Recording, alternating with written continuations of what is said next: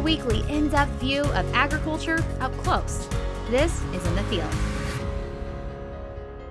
Presented by Gordon's Feed and Pet. We're at the Southwest Missouri Research Center here in Mount Vernon, where livestock producers from all over the Ozarks have gathered for a grazing school. Well, Missouri is unique in the country in the fact that we offer grazing schools as a joint effort between the University of Missouri Extension and Natural Resources Conservation Service. And it's been going on actually since 1990.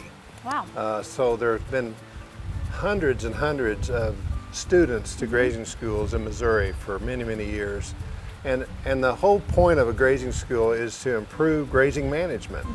It's offered for anyone who would like to come and learn how to put a little more science behind their grazing systems and develop them to the point where they have multiple paddocks or pastures, and how to set up those pastures correctly and set up the fencing and the water, and actually come in and move cattle more efficiently to where they get the most out of those pastures. Well, this year school is set up in 3 different days. So take me through the classroom components, the hands-on components, and what takes place each day that the students can take part in. In the classroom setting, we're going through the principles of grazing management. We call it management intensive grazing. And those principles help us understand the mathematics behind using a grazing stick, which is kind of unique. A grazing stick is a 3-foot ruler that you can use anywhere as far as measuring grass. And so, but what's different about the grazing stick is there's all kinds of calculations on there that you can use to figure up the amount of tonnage that's produced for every inch of grass that's growing in the pasture. And you talked about cow-calf producers, stockers, sheep and goats. Anybody that's grazing, that's your audience here? Exactly. And take us through, where are these folks from and what are their home operations like?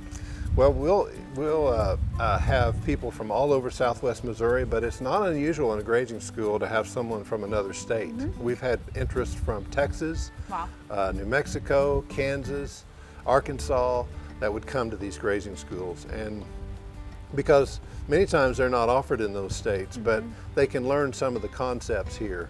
We're kind of a fescue-based area, so we teach it. Yeah, we teach pretty much fescues as our base forage, but one of my roles is to introduce other species to them as well as what other alternative forages that they could use. Basically, I have a cow-calf operation. I grow some grain, got started growing a little corn to kill out toxic fescue in about 2008. Prices was good, and that was a pretty good time to roll over it into some novel fescue.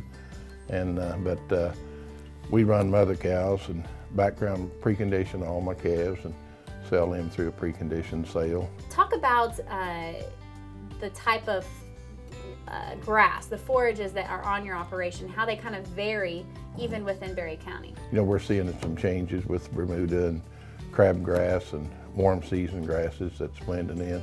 A lot of no-tilling with wheat in some of our fescue pastures and rye in the fall, and seeing a lot more no-till probably than we did a few years ago. Take me through what led you to come to this 3-day to school and kind of to learn more. I'm looking more at doing a more efficient job with my pastures, and hay production and the cattle is another part of the equation. I always said you never learn too much staying at home. You got to kind of get out, and you get around some people that's a little bit brighter than you are, and maybe a little of it will rub off on you. Well, you talked about a very hands-on approach, and we've gone through the grazing sticks, but I understand you're also going to get out to other farms in the area who are implementing these practices for them to see. You always learn from other producers that have already been through the schools. And so they've set up their systems, they've got multiple paddocks that they graze, and they've got diversified species that they're using in their forage programs. And so just taking them on farms, we usually try to hit at least 3 farms in order to for them to go and ask them questions and see what has worked for them. In some schools where we can actually do this, we'll start the program by having them go out to the field, and we'll divide them into 3 groups, and we'll give them step-in posts and a polywire electrical fencing materials that's portable and movable. And we'll say, okay, you'll get 4 head of animals. We'll put them in to a pasture that you design and go to it. And so a lot of them are scratching their heads, okay, what do I do? I've raised cattle all my life. This is before they've gone through. That's before, exactly. And so because it's before they've actually been trained, they kind of have to figure it out on their own what they're doing. And then 24 hours later, after we put the cattle in, we actually can critique how they did. And they've already learned by then, they've already learned the mathematics of grazing. Outside of this, what other resources do you provide them once they get back at home and they're actually implementing it?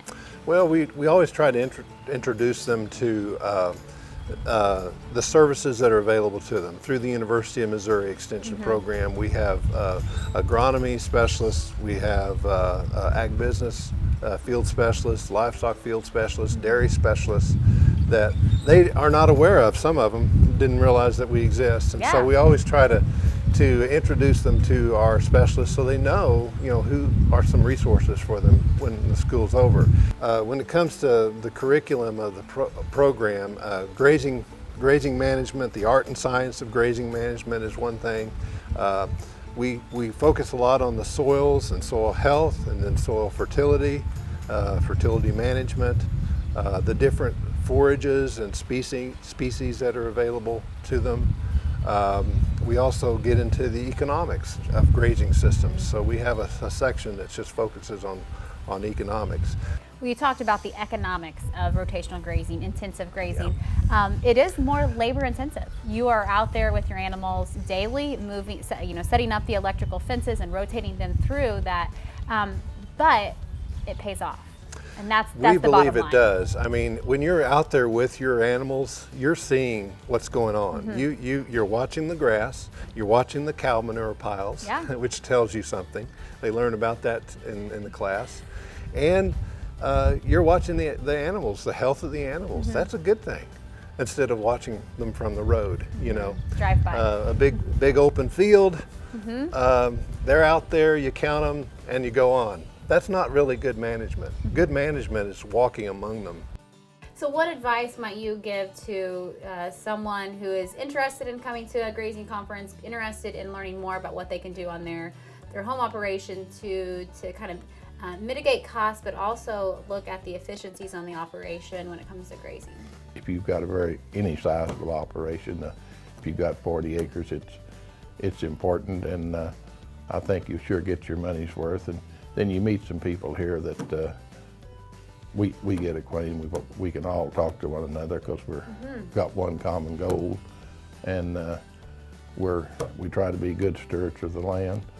And I think all of us want to leave this land a little better than what we found it, and I sure do for the next generation.